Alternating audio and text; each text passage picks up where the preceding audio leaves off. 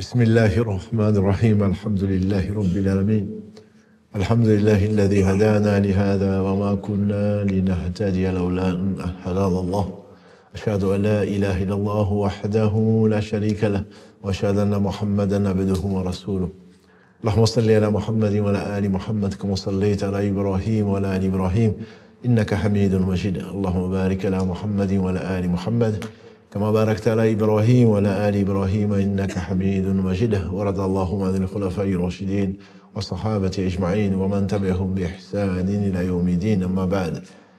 Les frères, les sœurs, les louanges, les remerciements, les éloges appartiennent à Allah seul, le premier qui n'a pas de début, le dernier qui n'a pas de fin. L'apparent, le dominant sur toute chose, le subtil, le bien informé, nous le louons, nous revenons vers lui repentant. Nous demandons protection contre les conséquences de nos péchés. Et Allah seul en sait le nombre et les tendances de l'âme. Et nous avons vu que l'âme ordonne le mal, hormis celle à qui Allah a fait miséricorde. Celui que Allah guide, nul ne saurait l'égarer. Celui qui est privé de sa guidée, nul ne saurait lui montrer le droit chemin. J'atteste qu'il est le seul digne d'adoration, j'atteste de la véracité, de l'exemplarité de la prophétie de Muhammad ibn Abdillah, qu'Allah bénisse ce prophète, sa famille, ses compagnons, tous ceux qui les auront suivis dans le droit chemin et nous fassent l'honneur d'en faire partie.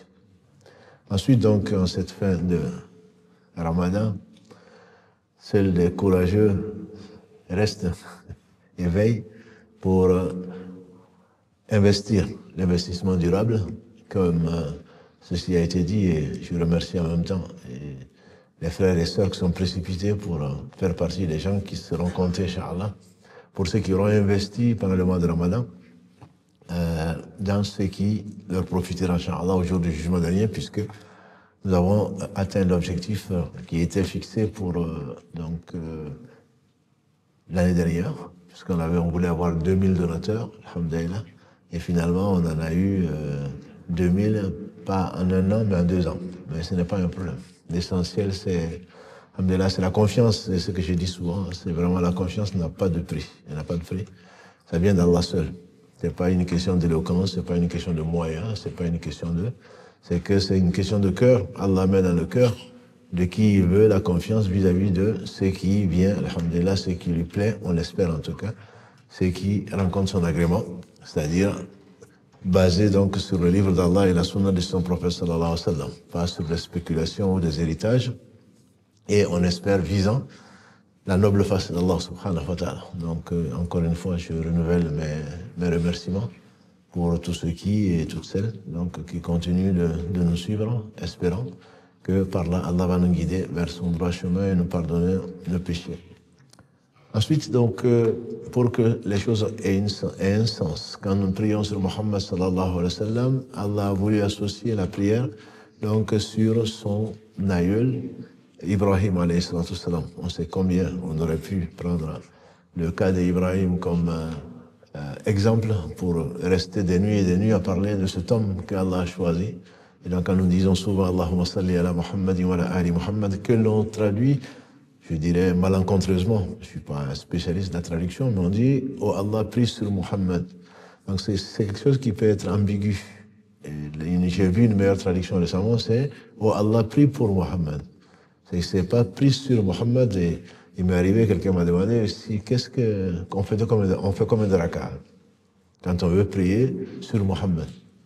C'est naïf, mais c'est ce qu'on dit. Allahumma salli ala Muhammad, donc on le traduit par oh Allah prie sur Muhammad. Il ne s'agit pas de prier sur Muhammad sallallahu alayhi wa sallam, il ne s'agit pas de faire 2 rak'ah, il ne s'agit pas de non, il s'agit d'invoquer, d'implorer la bénédiction d'Allah subhanahu wa ta'ala sur Muhammad sallallahu alayhi wa sallam, qui a besoin d'Allah comme tout le monde et Allah n'a besoin de personne. Donc il ne s'agit pas d'une prière particulière, surtout pas sur lui. Quand on prie pour Allah subhanahu wa ta'ala, on prie pour nous-mêmes, pour obtenir la grâce d'Allah subhanahu wa ta'ala, et on dit à la famille de Muhammad, comme il a prié ou comme il a déversé des surcroît de bénédictions sur ou pour la famille d'Ibrahim. Et Youssouf alayhi salam fait partie, de même que son père bien sûr, et Yaqub font partie donc de la famille d'Ibrahim alayhi salam, puisque vous le savez, ce sont des descendants, tous les deux d'ailleurs, Youssouf comme Muhammad sallallahu alayhi wa sallam, à travers Ishaq, un des fils d'Ibrahim alayhi salam, et Allah a mis la prophétie, comme il le dit dans la sourate Al-Hadid, il a mis la prophétie dans la dans la famille, dans la descendance de Ibrahim, comme de Nuh, d'Ibrahim. Et donc, au travers d'Ishaq et au travers d'Ismaïl, donc, cette prière, donc, lui a été accordée par Allah subhanahu wa ta'ala. À cause de quoi? À cause de ce qu'il a laissé comme trace, à cause de la purification de son âme qu'Allah subhanahu wa ta'ala a accordé et qu'il accorde aux gens qu'il aime. La purification de l'âme est très certainement une réalité. Et celui qui traverse ce bas monde sans avoir été purifié, disait Ibn Qayyim, il sera purifié dans l'enfer. C'est pour cela que quand on voit des gens, on ne les envie pas, hein, le pauvre. En réalité, Allah seul sait qui est le pauvre. Ibn Qayyim, quand il fasse miséricorde, il dit que Allah a donné, a fait traverser dans ce bas monde 3 fleuves. Celui qui sort de ce bas monde purifié, alors Allah va l'accueillir dans son paradis. Allah est pur, il n'accepte que ce qui est pur, de telle façon que rien ne monte vers lui que la parole pure et la parole sincère. Et donc celui qui dit autre chose, c'est l'une des conditions pour lesquelles, on sait, les savants sont unanimes pour dire que la bonne œuvre n'est acceptée qu'à 2 conditions pour un musulman et 3 conditions pour un homme non musulman. C'est l'islam et c'est la sincérité. Et ensuite le suivi de Mohammed sallallahu alayhi wa sallam. Ce sont des choses sur lesquelles on ne va pas revenir, mais il est bon de rappeler. Et donc celui que tu considères comme pauvre, Allah est en train de le purifier. Le prophète sallallahu alayhi wa sallam dit que quand Allah aime quelqu'un, il l'éprouve au point que quand il le rencontre, il n'a aucun péché. Il faut savoir que même passer par l'enfer, qu'Allah nous en préserve, c'est pour purifier, avant de rentrer au paradis. Les 3 fleuves, vous les connaissez certainement, c'est dans le cas général, c'est le repentir. Celui qui revient vers Allah subhanahu wa ta'ala, comme l'a dit le prophète sallallahu alayhi wa sallam, celui qui fait un péché, un point noir se met sur son cœur. Il revient vers Allah, repentant, et je ne vais pas vous reprendre la sincérité du repentir, qu'Allah nous rende sincères. Ce qu'il y a, c'est beaucoup plus facile à dire qu'à faire. Je me suis repenti, c'est une façon de parler. Si tu t'es vraiment repenti, ça se voit non seulement en toi-même, et ça te voit. Allah, si tu te repens vraiment vers lui sincèrement, il te fait, tu le sens toi-même, tu le sens. Tu ne gardes pas le numéro, tu ne repasses pas par les mêmes endroits pour revoir la même personne, etc., etc. Non, c'est pas vrai. C'est pas vrai. Chaque fois que le souvenir te vient, c'est pour du bien, pour que tu demandes pardon encore plus à Allah pour ce que tu as fait, pour qu'il ne reste pas de traces. Et quand tu te repens, a dit le prophète sallam, Allah décrète que le point noir s'en va. Si tu ne te repens pas, les points noirs continuent à s'accumuler sur ton cœur au point que ton cœur devient noir.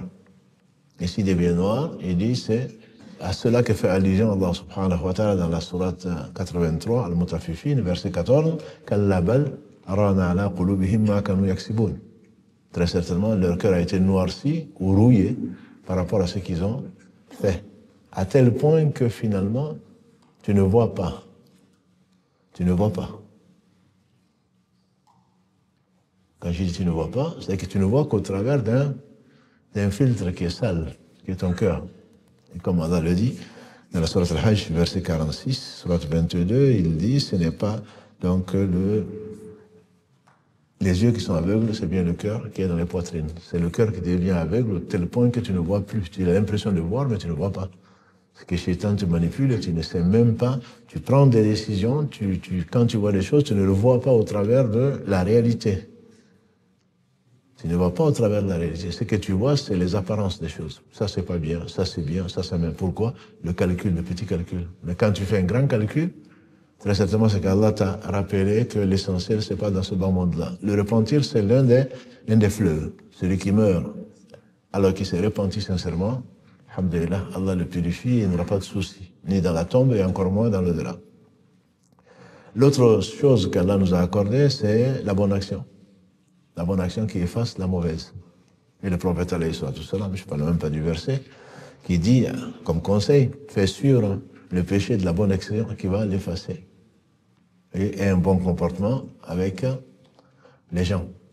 Donc celui qui ne cesse de faire les bonnes actions, Allah subhanahu wa ta'ala lui efface des péchés Et la bonne action est récompensée de 10 à 700 fois, voire plus, comme l'a dit le prophète sallam, d'après le hadith d'Abdallah ibn Abbas, radiallahu anhu. Et le troisième moyen qu'Allah utilise pour te purifier, c'est les épreuves. Les épreuves. Et les épreuves donc viennent t'enlever le goût restant de tes péchés ou de l'amour d'autre que Allah, subhanahu wa ta'ala. Qui n'est pas un péché, mais qui pour les gens, qu'on appellerait aujourd'hui des saints, pour les alliés d'Allah, subhanahu wa ta'ala, c'est un niveau qu'ils ne méritent pas. Allah les élève en degrés. Ce ne sont pas des péchés. Allah les élève en degrés. Le goût d'autre que Allah, et on a dit qu'Allah est jaloux. Comme ici à Sa Majesté, bien sûr, rien ne lui ressemble, subhanahu wa ta'ala. Ça a valu au grand-père Ibrahim alayhi salatu salam d'être éprouvé, d'abandonner son fils Ismaïl. D'abandonner son fils Ismaïl. Qu'est-ce qu'il a fait? Il n'a rien fait. Simplement, comme Allah nous a créés, il reste un homme, et nous sommes des hommes, se penchant vers un enfant ne sied pas à quelqu'un, entre guillemets, qui a Allah comme objectif, qui cherche l'amour d'Allah, subhanahu wa ta'ala. Ça ne veut pas dire, bien sûr, qu'il n'y a pas de compassion, bien au contraire. Le prophète sallam était l'homme le plus compatissant, il était le meilleur des hommes. Voilà. Il ne s'agit pas de miséricorde. Faites-vous miséricorde ou manifestez de la miséricorde les uns vis-à-vis des autres pour que celui qui est au ciel, dit le prophète sallam, vous manifeste une partie de sa miséricorde sur vous. Donc la compassion fait partie de la foi. Celui qui ne fait pas, n'a pas de compassion, qui n'a pas de miséricorde vis-à-vis des créatures d'Allah, celui-là, Allah subhanahu wa ta'ala l'éloigne de lui. Parce qu'il est lui le miséricordieux, on sait, Ar-Rahman Ar-Rahim. On commence par là et on ne va pas rentrer dans l'explication de cela. Il a divisé, subhanahu wa ta'ala, sa miséricorde en 100 parties, a dit le prophète sallallahu alayhi wa sallam, et il a gardé 99 auprès de lui, il en a fait descendre 1/100. Dans une version qui me vient souvent en tête, c'est de ce 100e dont procède le fait qu'une jument lève le pied pour ne pas écraser son poulet. Mais dans la version de l'Imam al-Bukhari, il a dit donc, le prophète sallam, il a gardé, il a fait descendre un seul, le dernier 100e. Si le non-croyant savait la miséricorde d'Allah, il n'aurait pas désespéré de rentrer au paradis. Tellement il est miséricordieux. On parle beaucoup de châtiment, etc. Effectivement, il a dit, dans le même hadith, si le croyant savait la rigueur du châtiment d'Allah, il désespérerait presque. Il ne serait pas en tout cas sûr de rentrer au paradis à cause de ses péchés. Donc Allah purifie les meilleurs des hommes pour que leur amour, que ce qui va privilégier leur relation, soit basé sur l'amour d'Allah subhanahu wa ta'ala. Tout autre amour ne doit être fait que pour l'amour d'Allah. Certains le vivent, alhamdulillah, quand leurs parents, c'est pas qu'ils les aiment pas, leur époux, c'est pas qu'ils les aiment pas, mais c'est de l'amour, comme on dit, du lutf, c'est plus de la douceur qu'autre chose. L'amour, c'est le choix que tu fais, ce que tu préfères. On a vu hier, je pense, et avant-hier, la préférence que l'on doit manifester vis-à-vis de ce qu'Allah aime. Le prophète sallallahu alayhi wa sallam demandait à Allah de son amour. Allahumma inni as'aluka hubbak, hubba man yuhibbuk, wa hubba amal alladhi yuqarribuni ila hubbik. Oh Allah, accorde-moi ton amour. L'amour de ce que tu aimes et l'amour des actes qui conduisent à ton amour. Si tu aimes autre que Allah, c'est de l'association. C'est de l'association dans le sens où, encore lui, Ibn Qayyim, quand il fasse miséricorde, il dit que tout doit être aimé pour Allah. Que ce soit le prophète sallam, que ce soit tout ce que tu aimes pour Allah, tu n'aimes pas la chose. Tu aimes la chose parce que Allah il aime, parce que tu aimes Allah, c'est pour cela que tu aimes ce que Allah aime. C'est un hadith, c'est le hadith dont je vous parle, c'est quelque chose que Allah a inspiré le prophète, il était dans le sujoud. Et Allah lui a enseigné un certain nombre de choses, dont c'est ce hadith-là, cette inspiration, cette invocation, Allahumma inni as'aluka hubbak, hubba man yuhibbuk, wa hubba amal alladhi yuqarribuna ila hubbik. Et donc, bien sûr, c'est pas un amour platonique, c'est pas moi j'aime Allah. Allah te dit qu'est-ce que c'est que son amour. Il te dit, dans le verset 31 de la sourate 3, قل إن كنتم تحبون الله فاتبعوني يحببكم الله ويغفر لكم ذنوبكم والله غفور رحيم. Dis-leur, ya Muhammad, si vous prétendez aimer Allah, suivez-moi. C'est pas l'amour platonique, non, moi j'aime Allah. Allah sait que je l'aime. C'est pas vrai. Si tu l'aimes, tu le manifestes. L'homme, quand il aime une chose, certainement, c'est sa préoccupation. Pour revenir donc à l'histoire de Youssouf, puisqu'on est encore en train de la purification qu'Allah subhanahu wa ta'ala lui a accordée au travers de ces différentes épreuves, pour qu'il ne reste chez lui que l'amour d'Allah subhanahu wa ta'ala, on s'était arrêté hier au fait que donc Allah l'a purifié, a purifié son âme, au point que, après être sorti de prison, on dit pratiquement peut-être 30 ans depuis qu'il a quitté son père, voire plus. C'est pas une spéculation. Il était enfant, innocent, quand il a été séparé de son père. Il est resté, Dieu seul sait combien de temps, en tant que serviteur ou vendu au Aziz d'Égypte. Et il est resté là jusqu'à ce qu'il ait atteint sa maturité d'homme. Et la maturité d'homme peut aller jusqu'à 40 ans. Pour ne pas dire que, comme Allah le dit, Ashuddahu, quand il parle dans un autre contexte, c'est quand c'est sa maturité, il parle de quand l'homme atteint 40 ans. Mais ça ne veut pas dire que vous n'êtes pas mature. Ça veut dire qu'il vous reste encore un peu. Jusqu'à 40 ans. Et ensuite, il va passer, ce qui va passer en prison entre 3 et 9 ans. Vidéo, c'est 3 et 9 ans, certains parlent de 7 ans, à partir des Israélites. Ensuite, il va sortir de là, il va devenir vice, il va devenir lui aussi Al-Aziz, un vice-roi, entre guillemets. Au moins, on a vu qu'il y avait 7 ans d'abondance. Tu ajoutes tout ça, il n'est plus jeune. Il n'est plus jeune. Donc, quand ses frères sont arrivés pour demander ce qu'ils ont demandé, lui, il s'est rappelé d'eux, et eux ne sont pas rappelés de lui, comme on a vu. Allah lui a promis quand ils ont voulu le jeter dans le puits. Il leur a redonné ce qu'ils ont amené, il en avait le pouvoir, il leur a donné donc, et il a exigé d'avoir Benjamin. En fait, Benjamin, c'est Benjamin. Ça vous dit pas la même chose, et ça ne veut pas dire la même chose.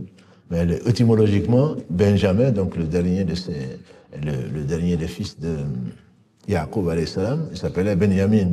C'est très proche de l'arabe d'ailleurs. Donc on a traduit en français comme Benjamin. Dernier d'ailleurs en français quand on dit le Benjamin de la famille. Donc c'est le dernier de la famille. Tout ceci est lié en fait. Et donc il a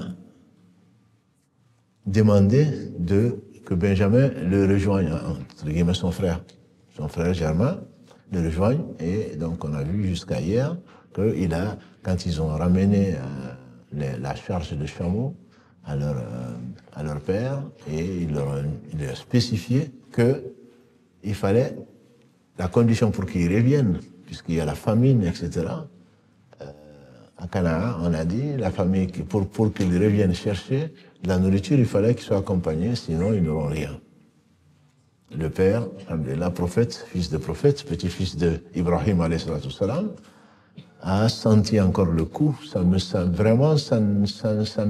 m'attristerait de me séparer encore de lui comme je me suis séparé de Youssouf. Mais comme Allah subhanahu wa ta'ala a destiné ce qu'il a destiné, je ne saurais aller à l'encontre de cela.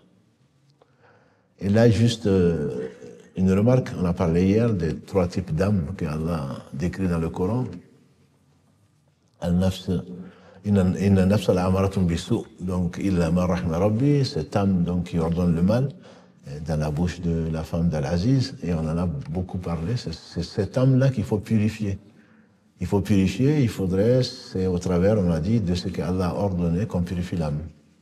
Et pas autrement. C'est pas en tournant autour du tombeau ou en tournant autour de je ne sais quoi, ou en répétant tous les soirs des formules qu'on purifie l'âme. Si ça devait être comme ça, le prophète nous l'aurait montré. Tu ne peux pas te rapprocher d'Allah, tu ne peux pas aimer Allah malgré tes prétentions qu'en suivant la sunna du prophète. L'adoration, c'est ce que Allah aime et agrée. Et si tu prétends atteindre Allah par autre que a fait le prophète sallam, les deux choses l'une. Soit tu te crois plus intelligent, soit tu crois qu'il n'est pas le dernier prophète. Donc c'est très très important. C'est, oh oui, mais vous êtes trop administratif. Quant à nous, on aime Allah. Ouais, si tu aimes Allah, il a dit, verset 31 de la Sourate 3. Dis-leur, ya Muhammad, si vous prétendez aimer Allah, suivez-moi. Allah n'accepte pas une chose, aussi belle puisse-t-elle paraître. Des gens se sont abstenus de se marier. Se sont abstenus de la vie d'ici-bas. Il y a des femmes qui ont décidé de ne pas se marier. Elles sont restées dans des monastères ou tout ce que tu veux. Mais Allah dit dans la Sourate 57 qu'ils n'ont pas observé comme il le faut. Il n'y a pas donc ce monachisme dans l'islam. Rahbaniya, ça n'existe pas. On est créé pour vivre, pour l'au-delà bien sûr, mais au travers d'une vie équilibrée. Donc Allah a destiné, on n'est pas des anges, on n'est pas des démons non plus. On a ces deux tendances-là, فَأَلْهَمَهَا فُجُورَهَا وَتَقْوَاهَا. On a cette tendance à pouvoir faire le mal et on a cette tendance également à se purifier. Et donc Allah subhanahu wa ta'ala a voulu purifier cette âme parce que toute âme peut être purifiée. Toute âme peut être purifiée. Allah va jusqu'à proposer à Pharaon qui s'est pris pour Dieu de le purifier. Quand Moussa va le voir. اذهب إلى فرعون إنه طغى فقل dit va voir Pharaon, il a dépassé les limites. Est-ce que tu ne veux pas te purifier? Que je te montre le chemin pour aller vers Allah. La sourate 79, An-Naziyat, verset 18. Même Pharaon peut se purifier. C'est pour cela qu'il ne faut pas rester sur ces acquis, entre guillemets, surtout sur ces traditions, en disant non, moi je peux pas changer ça. Je peux pas changer. Non, moi je suis nerveux, donc je reste nerveux. Moi je suis ceci, je suis cela. Non.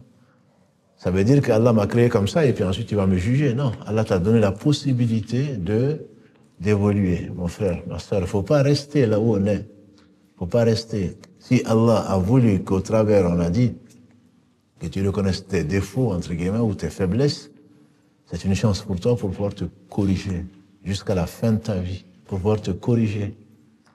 Soit tu es un ami, alhamdulillah, quelqu'un qui t'aime, qui te montre tes défauts, et ne le prends pas autrement, ne le prends pas comme ton ennemi, ça devient de l'ego.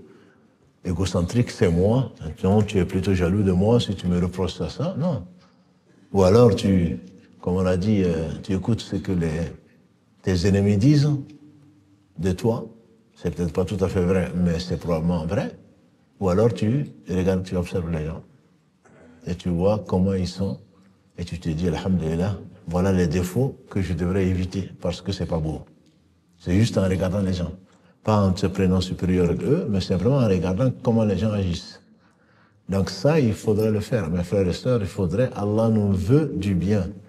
Si on ne pouvait pas changer ces défauts-là, il ne nous jugerait pas dessus. Donc ne reste pas sur tes acquis en disant non, moi c'est comme ça, non, il est trop tard. Il n'est jamais trop tard. Tant que tu vis, il n'est pas trop tard. Allah va te mettre des choses sur ta route pour que tu puisses te purifier. Et c'est ce qui a valu, donc au meilleur d'entre nous, d'avoir un cœur pur, d'un cœur qui est la troisième catégorie de l'âme, d'une âme qui est apaisée. Nafsun mutma'inna.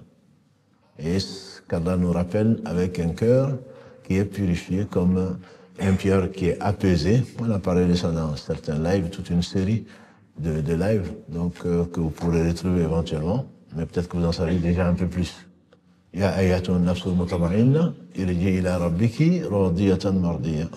Ô âme apaisée, reviens vers ton Seigneur, qui t'agrée et que tu agrées. On dit dans un athar qui est authentifié qu'Ibn Abbas, radiallahu anhuma, quand il est mort, on l'a enterré. À Baqiya, j'imagine. Et quand on a fermé la tombe, on a entendu une voix partir en train de réciter ce verset-là. 27-28, la sourate Al-Fajr, la sourate 89. Ô âme apaisée, retourne près de ton Seigneur, qui t'agrée, que tu agrées. On aimerait bien entendre ça. Parce qu'Allah lui a donné ce qu'il a donné à très peu de gens. À très peu de gens. C'était une bibliothèque. Et qu'il avait une compréhension qu'Allah lui a donnée, et que les savants expliquent, notamment, quand Allah parle dans la sourate 13, de l'exemple des torrents et des lits, des fleuves. Les fleuves ont différents lits, certains ont des lits qui sont vastes, d'autres très peu. Et on dit que Allah en fait fait allusion à cette compréhension, ce fahm, cette compréhension de la religion. Il ne s'agit pas d'une somme, ou alors c'est une somme de sagesse. Au travers de versets, au travers de hadiths, Allah a fait comprendre ce qu'il a fait comprendre à Abu Bakr as-Siddiq, comme on l'a dit, quand Allah subhanahu wa ta'ala a fait dire au prophète sallallahu alayhi wa sallam, avant sa mort, Allah a proposé à un homme entre la vie de ce bas monde et l'au-delà. Cet homme a choisi l'au-delà. Il y avait qu'Abu Bakr qui a compris, ce n'était pas la seule occasion d'ailleurs. Donc ça, c'est cette lumière qu'Allah donne, qu'il inspire qui il veut, de compréhension. Il ne s'agit pas, encore une fois, de te prendre pour ce que tu n'es pas. D'interpréter des versets sans science et sans crainte d'Allah surtout. Yaqub, il avait cette compréhension, comme vous le savez, il a mis sa confiance en Allah subhanahu wa ta'ala et finalement il a accepté de laisser partir Benjamin avec ses frères. Et avant, il leur a imposé, demandé de prêter serment qu'ils feraient tout, mais vraiment tout, ce qui est à l'heure possible, pour protéger leurs frères. Et il met sa confiance en Allah. On avait un peu terminé sur ça hier. La confiance en Allah, comme je disais, c'est pas un vain mot. Souvent, moi je mets ma confiance en Allah. C'est pas parce que je n'ai plus rien à faire que je mets ma confiance en Allah. On a vu que c'est beaucoup plus riche. Et de prendre surtout les moyens pour essayer de réaliser un but. Et une fois qu'on a pris tous les moyens, on met sa confiance en Allah. Un exemple de la confiance en Allah a été donné par le prophète sallam dans le hadith rapporté par l'imam al-Bukhari. Il y a un homme qui a emprunté 10 000 dinars. Vous connaissez peut-être ce hadith. 10 000 dinars à un autre homme. Qui lui demande, 10 000 dinars, d'accord, on va prendre un témoin. L'homme lui dit, Allah suffit comme témoin. Et celui qui emprunte, et celui qui prête plutôt, il dit donc, alors on va prendre une garantie. Comme ça, je garde ça, si jamais mes 10 000 dinars ne viennent pas, je vais le garder. C'est ce qu'on appelle une caution, quoi. Et celui qui emprunte, il dit, Allah suffit comme caution. L'homme qui prête, qui dit, ah oui, c'est vrai. Allah suffit comme témoin. Wa kafa billahi shahida. Wa kafa billahi wakila. Allah suffit également comme caution. Et l'homme part en voyage, loin. Et le moment qui s'était donné, comme rendez-vous pour qu'il rembourse, il était en voyage et il a tout fait pour prendre son bateau pour revenir. Et entre nous, c'est une chose qui est très très importante. Quand on promet, on a dit, sinon on devient un hypocrite ou une part d'hypocrisie, donc va circuler dans ton cœur. Tu empruntes, c'est pas la peine de te cacher, c'est pas la peine de changer de ville, c'est pas la peine de changer de quartier, de te cacher, non. Tu viens juste dire à la personne, je voulais payer, je n'ai pas les moyens actuellement. Il va te respecter et même, il aura une sadaqa. Le prophète sallam a dit que le croyant, c'est une sadaqa que de repousser la dette de quelqu'un qui est pauvre. Et d'être exigeant quand c'est un arnaqueur. Il l'a, mais il ne veut pas payer. Il n'a pas. Alors il a éprouvé. Toi, tu as été éprouvé par le bien, entre guillemets, matériel. Ton frère, tu dois aimer pour ton frère ce que tu aimes pour lui-même. Mais au moins, tu viens franchement voir ton frère en disant, je suis désolé, si tu veux que j'emprunte ailleurs, je peux emprunter ailleurs pour te rembourser, mais actuellement, je n'ai pas les moyens. Il arrive même, certains savants disent qu'on peut même lui laisser, entre guillemets, sa dette, même sous forme de zakat. C'est la vie existe. Quelqu'un qui a emprunté chez toi et finalement il est endetté. Vis-à-vis de qui? Vis-à-vis de toi. Et puisqu'il n'arrive pas à le payer, tu peux calculer ta zakat, toi qui es un homme aisé, et lui laisser sa zakat-là. Lui donner sa zakat en lui réduisant ou en l'enlevant, donc sa dette. Pour notre histoire, l'homme est parti et il était sincère. Il a pris Allah comme témoin. C'est pas pour arnaquer encore une fois. Hein. On a beaucoup de frères. Wallahi, je te jure, Allah sait que tu es menteur. Il a pris Allah comme témoin, Allah comme caution. Il cherche à revenir là d'où il est parti pour payer ses 10 000 dinars. Allah l'éprouve, il ne trouve pas. Et l'autre, au l'autre bout du monde, sort pour aller chercher, pour rencontrer celui qui lui doit ses 10 000 dinars. C'est quand même pas rien, 10 000 dinars. Et comme il a cherché un moyen de transport pour aller honorer son serment, il n'a pas eu de moyen. Alors il a pris un morceau de bois qu'il a creusé et il a mis ses 10 000 dinars dans ce morceau de bois, ensuite il l'a fermé. Il dit, oh Allah, je t'ai pris comme témoin et je n'ai pas pu honorer. Tu sais que j'ai tout fait pour arriver à honorer mon serment. Alors je te confie cet argent. Oh, mais 10 000 dinars, ils vont être noyés. Je ne vais plus jamais les revoir. Et il met ça dans la mer. Il continue à chercher les moyens de repartir pour rencontrer l'homme à qui il doit ces 10 000 dinars.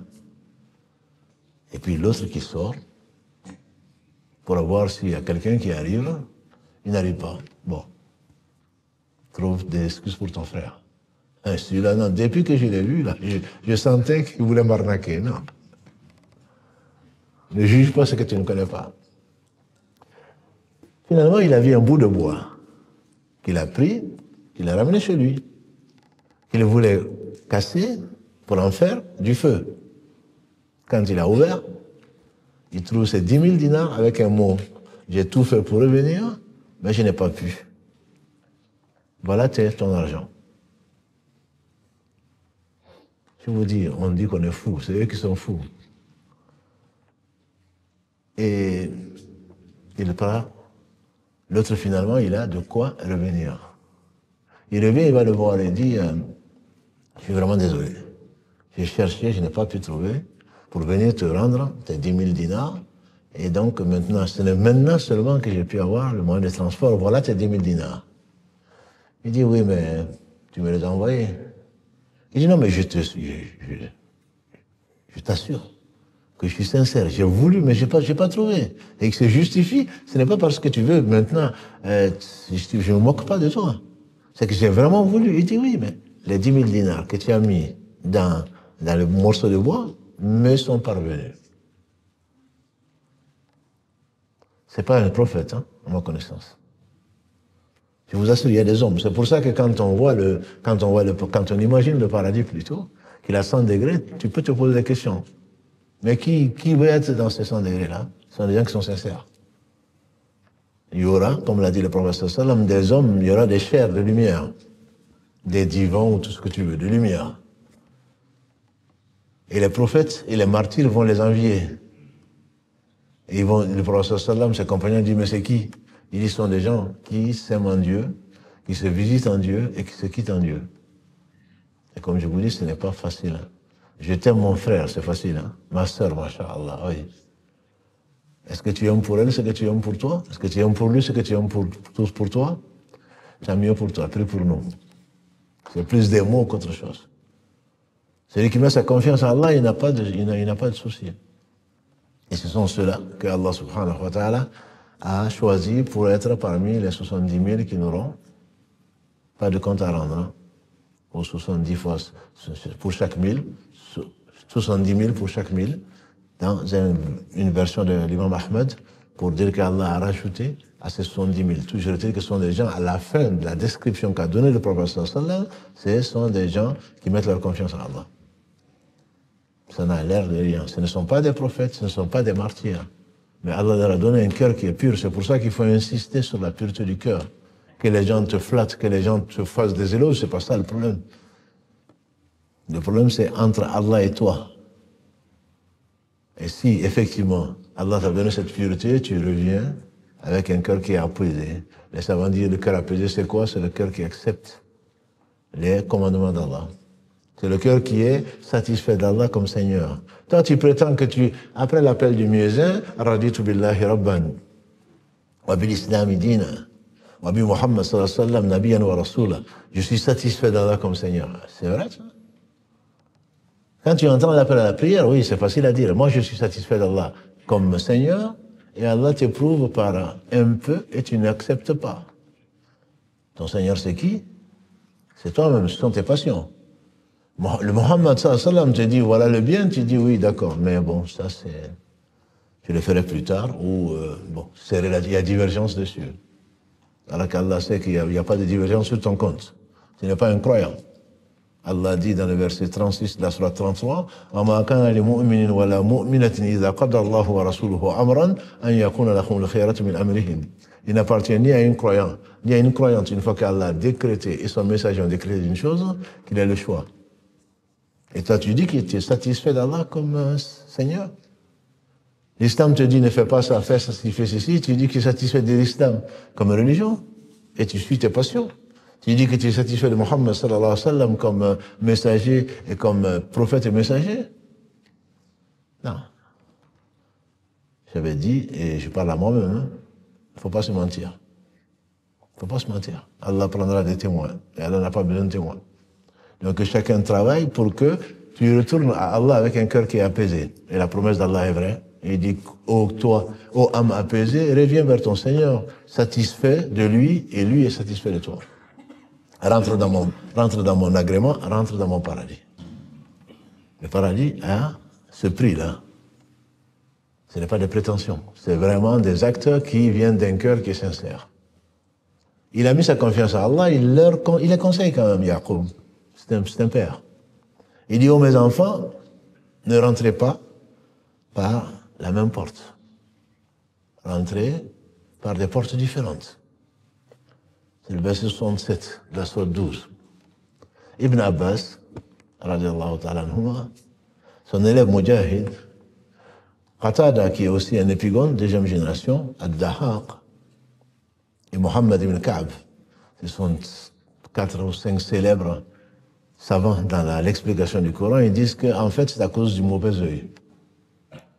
Tu imagines 9 hommes, on dit qu'ils étaient beaux, même si ce n'était pas Youssouf, ils étaient beaux, ils étaient impressionnants. Quand on les voyait, et on a dit le mauvais œil c'est dû à quoi? C'est dû à l'admiration. Ce n'est pas forcément tu veux être comme eux, tu es hébété. Qu'est-ce qu'ils sont beaux. Et souvent on va oublier de réciter ce qu'a dit le prophète. Pourquoi tu ne demandes pas la baraka d'Allah sur eux? Pourquoi? Tu vas les dévorer par ton envie, qui est une jalousie quelque part interne. C'est l'explication que donnent ces savants sur l'histoire de mauvais œil. Et ça reste, on s'embellit, ce n'est pas interdit. Mais souvent on a tendance à étaler ce qui ne nous appartient pas. Et si ça nous appartient, alors là, on finit pas de passer la pommade dessus. Et c'est pour ça qu'on a dit que le mauvais œil peut même être tourné contre soi-même.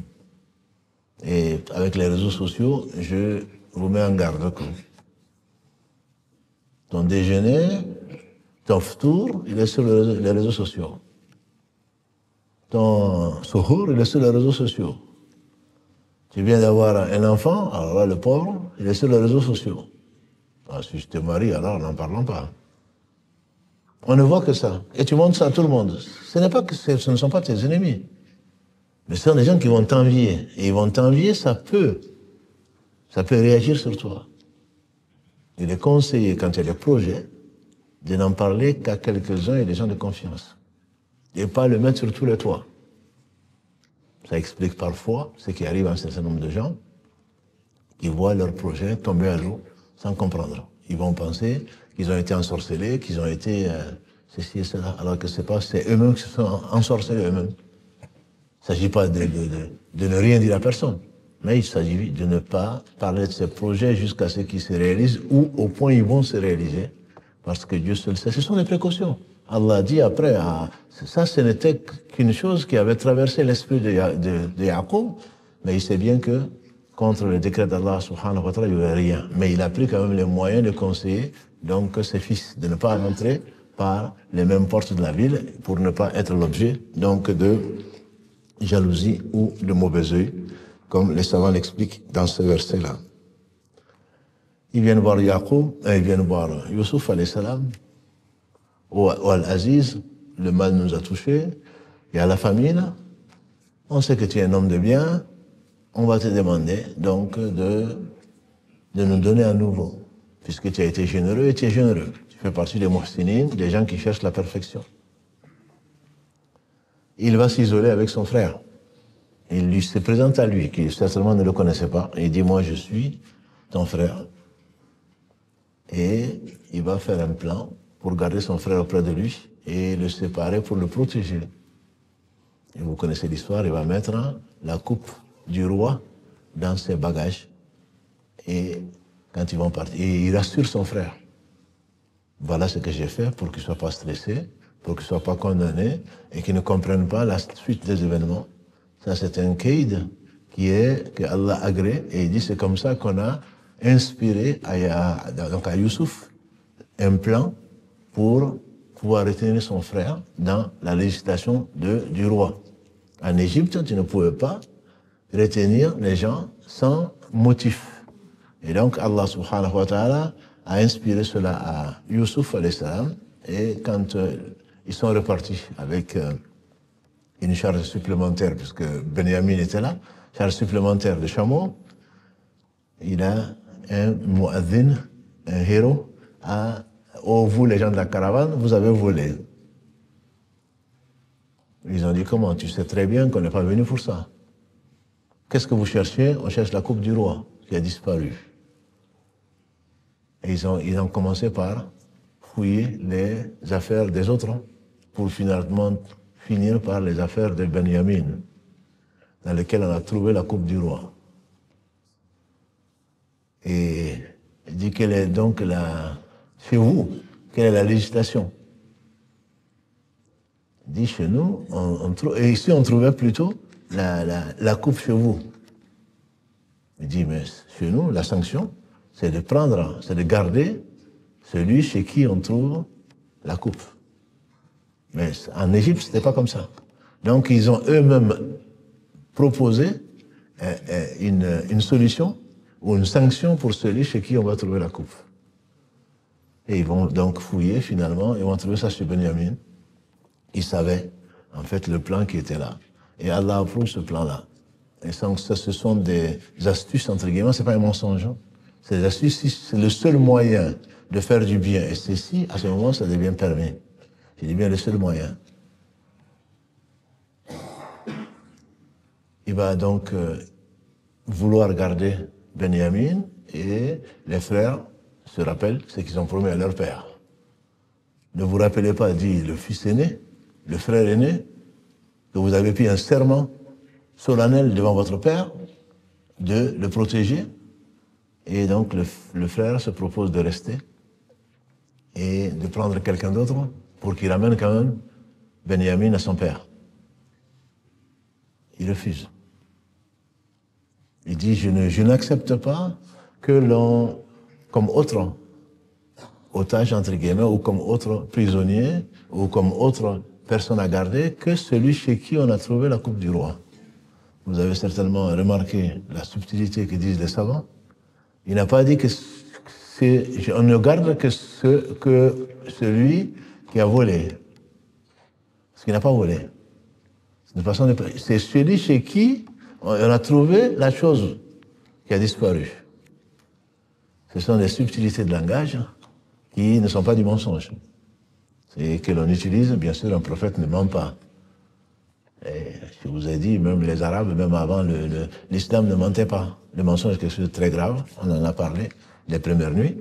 Et donc, ils ont beau insister, quand ils ont voulu que c'était peine perdue, l'aîné leur a dit, il avait l'air d'être le plus sage d'entre eux, allez-y, donc sans moi je reste là, je n'accepterai pas de partir sans mon frère, vu ce qu'on s'était engagé à faire. Dites à son père, à notre père, donc, ton fils, donc, a volé, c'était leur interprétation, c'est ce qu'ils avaient vu. Et nous, on peut témoigner de ce qu'on a vu. Si tu veux comme preuve, demande à la caravane, demande à la ville où on a été. Donc voilà ce qui s'est passé exactement. Et quand ils sont arrivés, et qu'ils ont dit ça au père, encore une fois, c'est un prophète, alayhi salam, son chagrin, il reste un homme. Son chagrin n'a fait qu'augmenter. L'amour, pas de ce bas monde, l'amour des enfants, l'amour des femmes, l'amour de ceci, c'est en nous.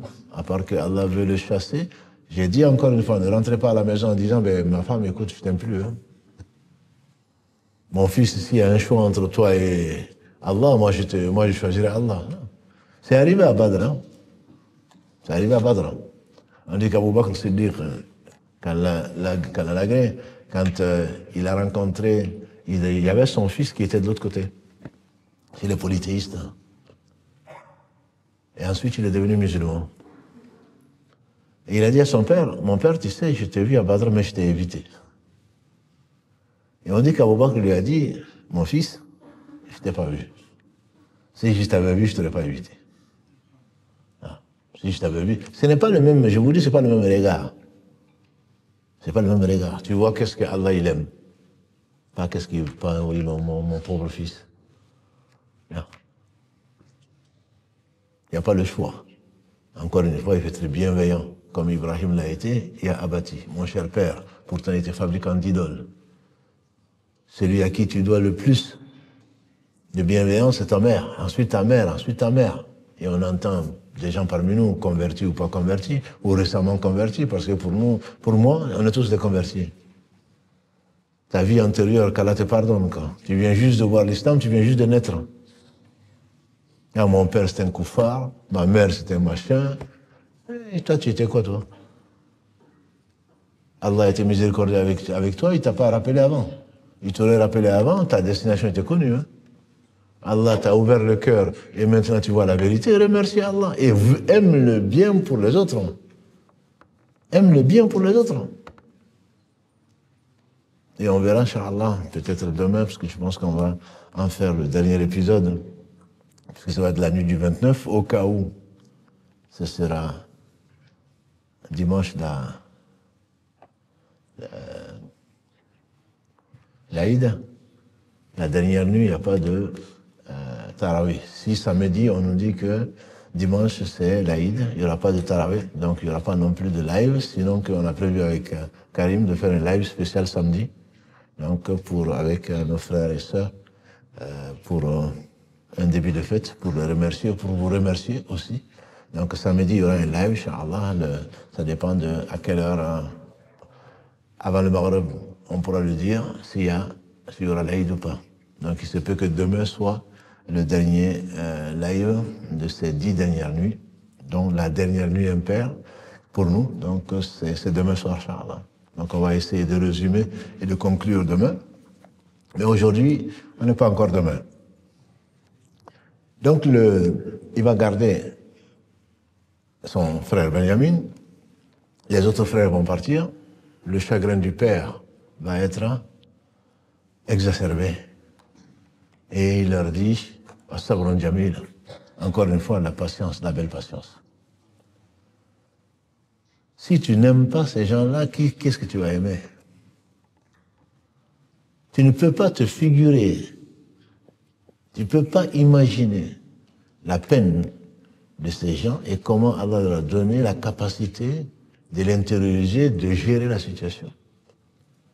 Tu imagines un père qui aime tant son fils et Allah l'a éprouvé pour cet amour-là, comme il a éprouvé Ibrahim en disant d'aller, de laisser, d'éloigner Ismaïl et ensuite lui demander de sacrifier. Tout ça pourquoi? Allah savait bien sûr. Allah l'a sauvé. Pourquoi? Parce qu'il a préféré l'ordre d'Allah à son fils, à la vie de son fils, à la vie matérielle mondaine de son fils en l'abandonnant dans un désert.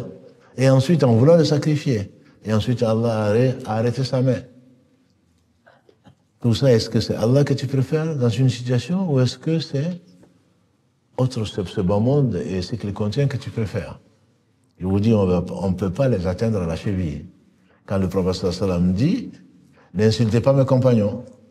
Par celui qui détient mon âme dans sa main, il parle d'Allah bien sûr, celui qui détient mon âme dans sa main, si vous dépensiez le mont Uhud d'or, vous n'atteindriez même pas 2 fois. Donc c'est la... Un moud, plutôt c'est deux mains remplies, parce que 4 moods, ça fait le Sa'a qui est la Zakat al-Fitr. Vous n'atteindrez même pas ça d'un de mes compagnons s'il donne à Allah, et même pas la moitié. Ça, c'est les compagnons. Que dire alors des prophètes? Moi, je vous dis, il faut les aimer. C'est pour cela que quand on demande, on doit demander à Allah de les aimer. Ce sont des hommes, ce ne sont pas des anges. Ce sont des hommes par qui Allah a conservé sa religion, il n'a pas besoin d'eux. Si ça, c'est les compagnons, que dire alors des hommes qu'Allah a choisis comme prophètes? Mon espoir pour vous et pour moi, c'est de les aimer. Puisque le prophète sallam nous a dit, l'homme ira avec les gens qu'il aime. Si tu les aimes pas, c'est que tu as un cœur qui est pourri. Tu te prends pour ce que tu n'es pas. Et ne rentrera pas au paradis, a dit le prophète sallam, d'après Ibn Mas'ud, celui qui a tant soit peu d'orgueil dans le cœur. Ah ben ce sont des hommes, nous aussi on est des hommes. Toi tu n'es pas un homme, toi. Ça c'est le 3e sexe. Tu n'es pas une femme, parce que si, visiblement tu n'es pas une femme. Tu n'es pas un homme non plus, alors qu'est-ce que tu es? C'est le 3e. Ni homme, ni femme. Tu parles beaucoup, en réalité tu es malade. Et on est tous malades, sauf celui à qui que Allah subhanahu wa ta'ala a guéri. Donc ils vont partir, Benjamin et chez son frère, et ils vont revenir au Al-Aziz. La famille nous a touchés. Donne-nous la sadaqa. Il dit, est-ce que vous savez ce que vous avez fait de Youssouf? Et les savants disent, c'est la 3e fois. Dès que tu les as vus, la belle revanche. La première fois, il leur fait même des cadeaux. La 2e fois, il exige qu'ils viennent. Enfin, il fait des cadeaux, il exige que Benjamin vienne. La 2e fois, il leur donne, il ne dit rien. Et la 3e fois, il leur dit, est-ce que vous savez ce que vous avez fait de Youssouf? Il dit, non, c'est pas possible. Tu vas pas quand même dire que c'est toi Youssouf. Il dit, si, c'est moi Youssouf. Et ça, c'est mon frère, Benjamin. Allah nous a favorisés. On peut rester la nuit, hein. Je pense que je suis venu pour la prière plutôt. Allah nous a favorisés. Il les a favorisés avec la foi.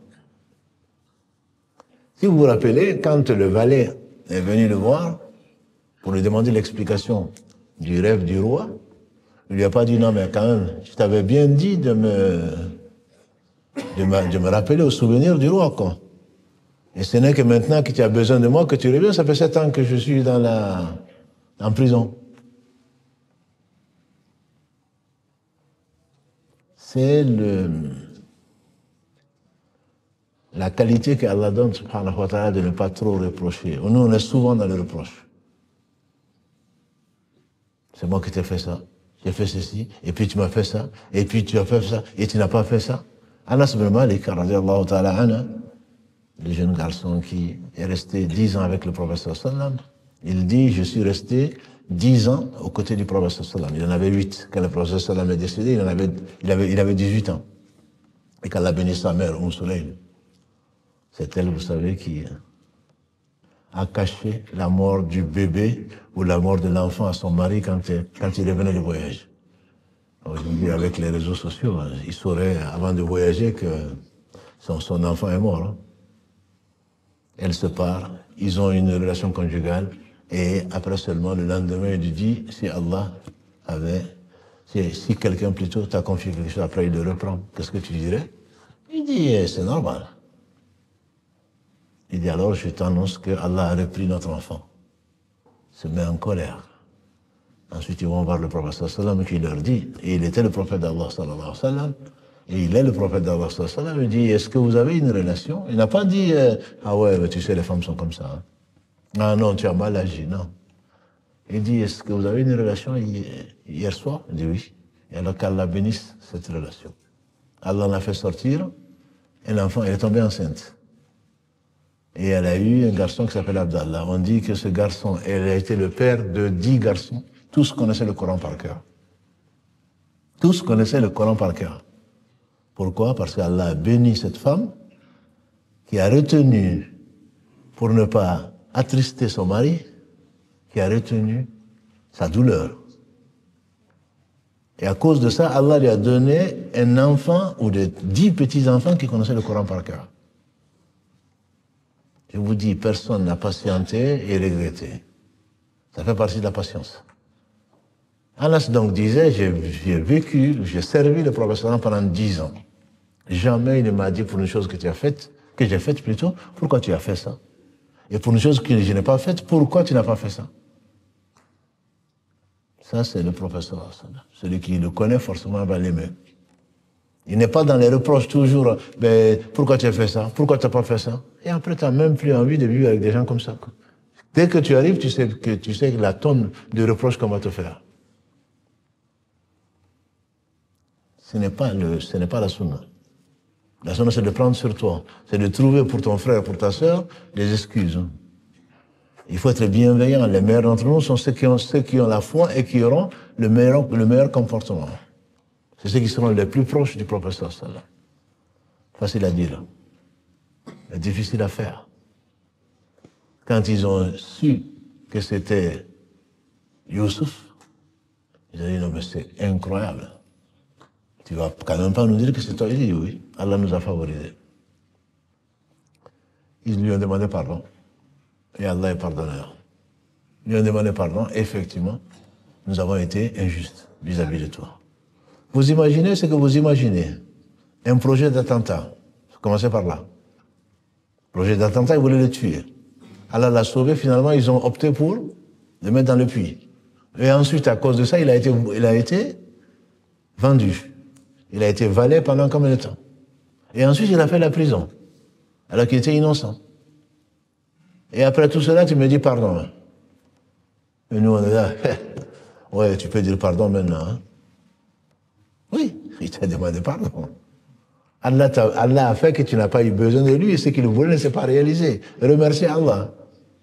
Non, moi je ne te pardonnerai pas jusqu'au jour du jugement dernier. On entend souvent ça, surtout dans nos familles. Celui-là, jusqu'au jour du jugement dernier. Allah, tu es malade, mon frère. Tu es malade, ma soeur. Tu es malade. Allah a révélé le verset 22 de la sourate An-Nur, 24. Notre mère Aïcha, vous savez, c'est la femme du prophète. C'est celle qu'il aimait le plus. Elle a été accusée d'adultère. Par qui? Par celui qui venait de la Mecque et que Abu Bakr Siddiq, son père, entretenait. C'est même pas n'importe qui, c'est son père qui l'entretenait, qui lui donnait à manger, à boire et le reste. Tu ne trouves pas mieux que d'aller accuser sa fille d'adultère. Et donc il a coupé les vivres. Elle dit, si c'est comme ça, si c'est toi qui accuses ma fille, mais plus de pension, plus rien. Et Allah a révélé le verset 22 de la sourate 24, est-ce que vous n'aimerez pas qu'on vous pardonne? Et il a dit, je pardonne. Ça, c'est le cœur. Comme disait quelqu'un d'autre, Abu Bakr ne vous a pas dépassé, bien qu'il a tout donné à Allah. On l'a déjà vu, vous le savez. Qu'est-ce que tu as laissé chez toi? J'ai laissé l'amour d'Allah et de son prophète. Il a tout donné à Allah. Parce qu'il sait que ça ne lui appartient pas. Et Allah l'a élu parmi les gens sincères. C'est pour cela que sa kunya, son pseudo, c'est Abu Bakr Siddiq, le véridique. S'il a dépassé les autres, et c'est le meilleur des compagnons, n'en déplaise aux ennemis d'Allah, c'est le meilleur des compagnons. Et il disait qu'il ne vous a pas dépassé par la quantité de ce qu'il a donné, mais c'est la qualité, ce qu'il y avait dans son cœur. Allah dit une chose, il le fait. Il n'a même pas de doute. Il sait que derrière lui, si Allah il a donné à Allah, bien sûr que Allah sait tout et Allah est généreux. Comment toi tu vas donner à Allah et Allah va dire, bon mais merci, hein. Maintenant débrouille-toi. Et non. Si tu connais Allah, tu as donné à Allah, tu peux dormir tranquille. Allah va te remplacer ça au moins 700 fois, voire plus. Parce que tu sais qu'il est riche. Parce que tu sais qu'il tient sa promesse. Je vous dis encore, c'est facile, surtout à 2h, 3h du matin, c'est facile de commenter. Qu'est-ce que tu as laissé sur toi? Eh bien, j'ai laissé 99,9% de ce que j'ai donné 0,1%.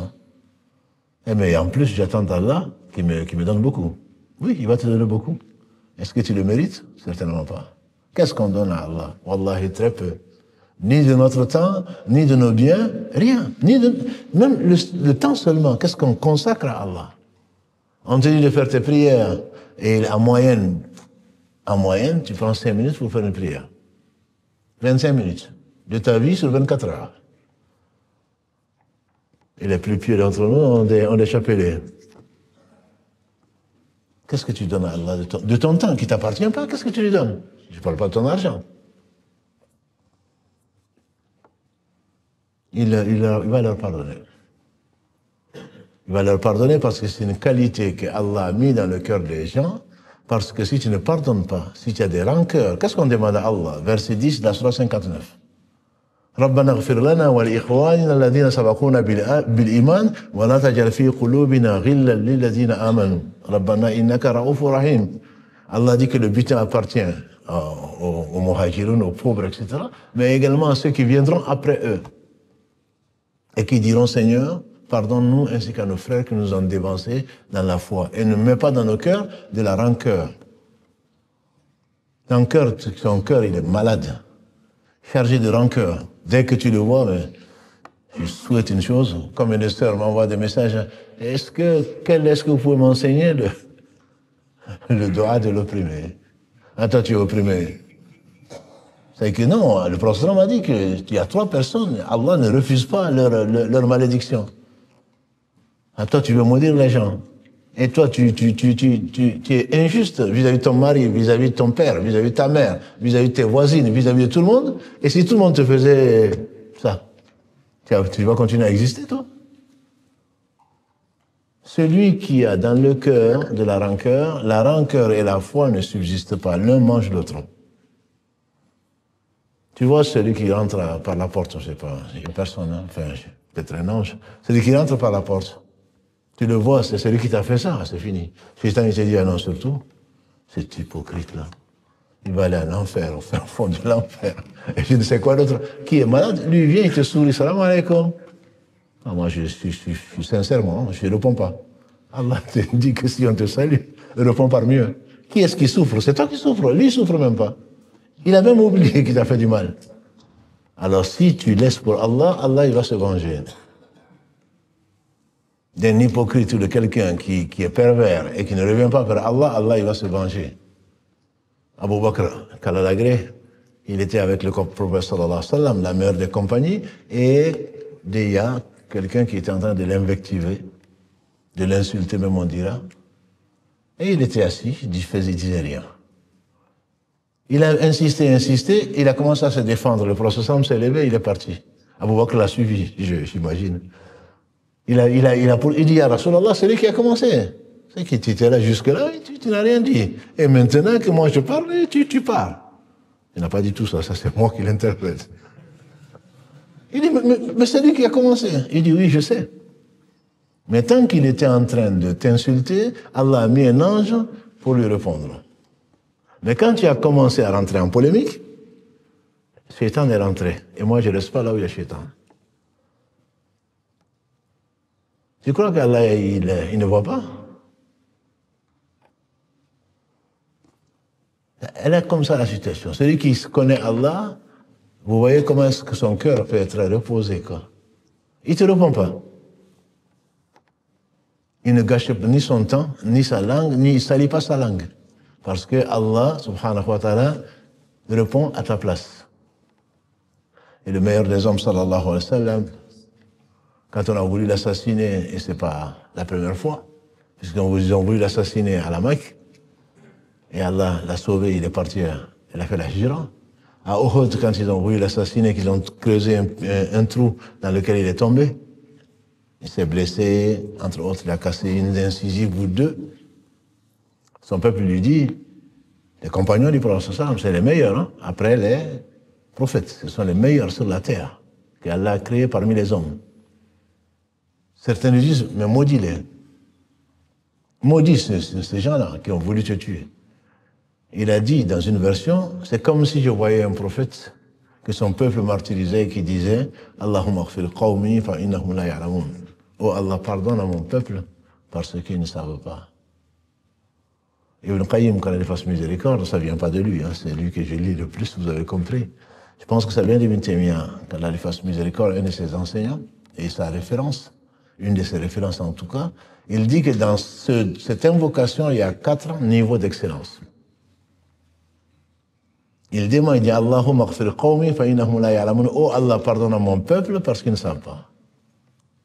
On te dit de maudire quelqu'un, de demander que Allah le détruise, à la place, tu vas prier pour eux.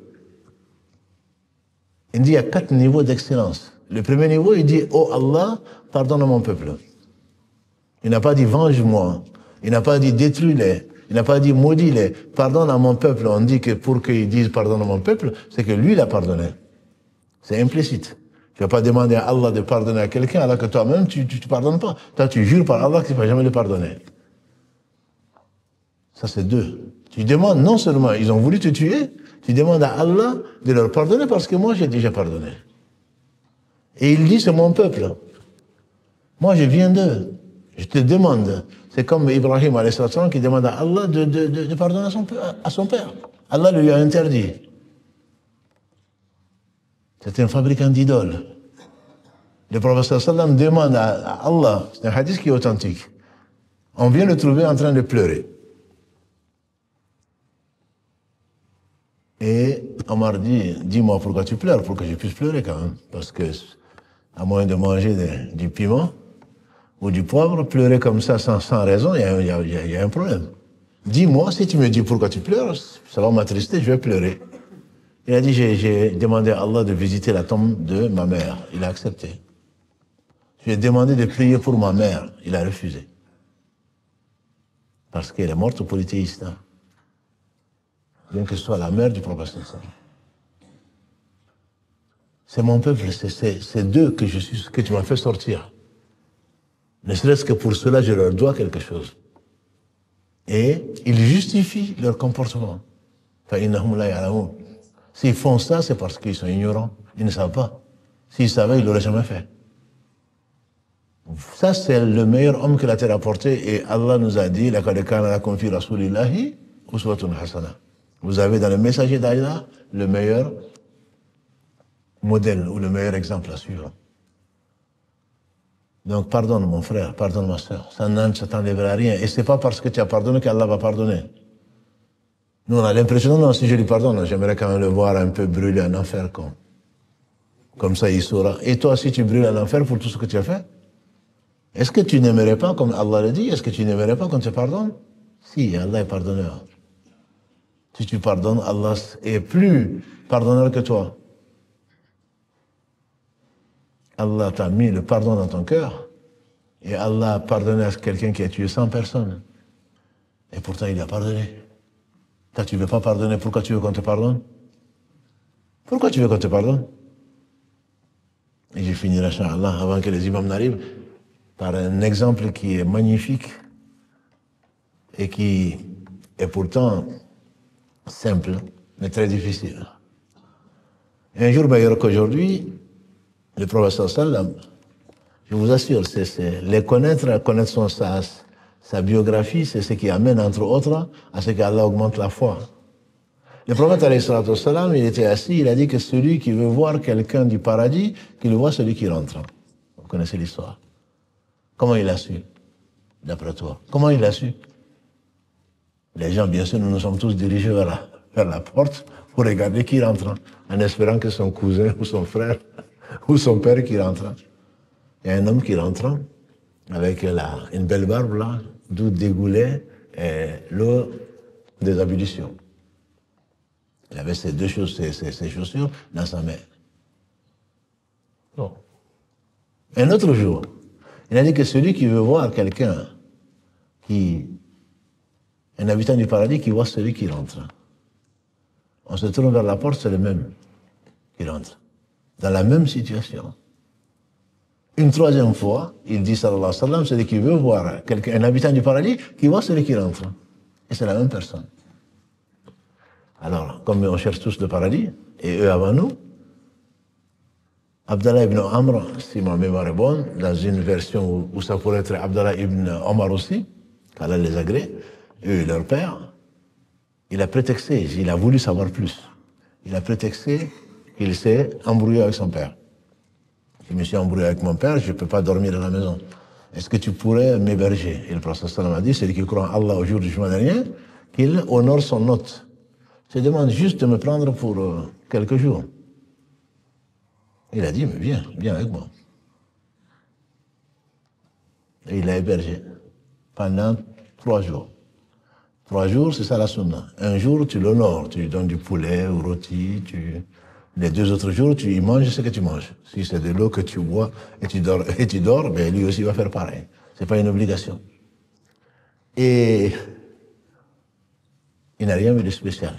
L'homme ne se réveille pas la nuit pour prier. L'homme ne jeûnait pas spécialement. C'est un homme qu'on dirait aujourd'hui ordinaire. Mais en apparence, quoi. Et à ce moment, Abdallah, il prend congé. Il dit, je t'avais dit que je m'étais embrouillé avec mon père. En fait, non. 3 fois, le prophète sallam a dit, celui qui veut voir quelqu'un du paradis, qu'il voit celui qui rentre, et c'était toi. Or, pour ça, je t'ai pas vu faire grand-chose. Il dit, sauf, quand il se réveille, il fait un peu de dhikr, la ilaha illallah, et il se rendort. Comme beaucoup d'entre nous, on s'est levé pour faire les ablutions, pour faire 2 rakats, et le temps de... Il y a quelqu'un qui dit, parenthèse dans parenthèse, si tu as une insomnie, au lieu d'aller prendre du Tranxène 50, ou je ne sais même pas si ça existe maintenant, en tout cas de mon temps ça existait, tu allais prendre des somnifères, il dit non. Le prophète sallallahu alayhi wa sallam a dit, celui qui a une insomnie, qui dit la ilaha illallah, la ilaha illallah wahdahu la sharika lahul mulk wa lahul hamdu wa huwa ala kulli shay'in qadir, ou subhanallah, alhamdulillah, la ilaha illallah, Allahu akbar, wa la hawla wa la quwwata illa billah, et le dua qu'il va faire sera accepté. Et quand on a été demandé à un imam, j'ai du mal à dormir, il dit quand tu vas te réveiller, fais ça. Tu commences à faire, Shaitan il va dire non, dors. C'est ce qui nous arrive, et même si tu mets le réveil, ça ne sonne pas. Il te dit non, c'est moi qui t'ai empêché de dormir, parce que tu as des soucis. Non, là, dors. Ne fais pas ça parce que je suis en train de brûler. Tu es en train d'avoir des hasanats. Essaye-le, Inch'Allah. Mets le réveil et essaye-le. Tu verras que le réveil ne va pas sonner, ou en tout cas tu ne vas pas l'entendre. Quand tu vas commencer à mentionner Allah, Shaitan il va partir. Et donc tu vas t'endormir.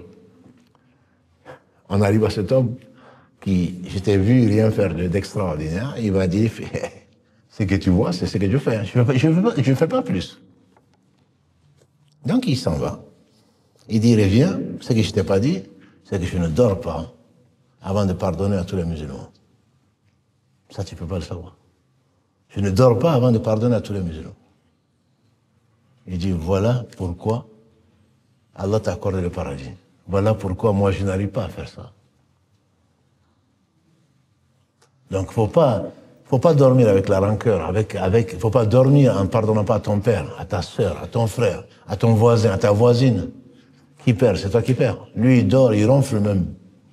Et toi tu n'arrives pas à dormir. Si jamais je le vois demain et qu'Allah le maudisse et le doit de l'opprimer et qu'il ne devienne jamais et que sa progéniture brûle en enfer, qu'est-ce que ça va t'apporter toi?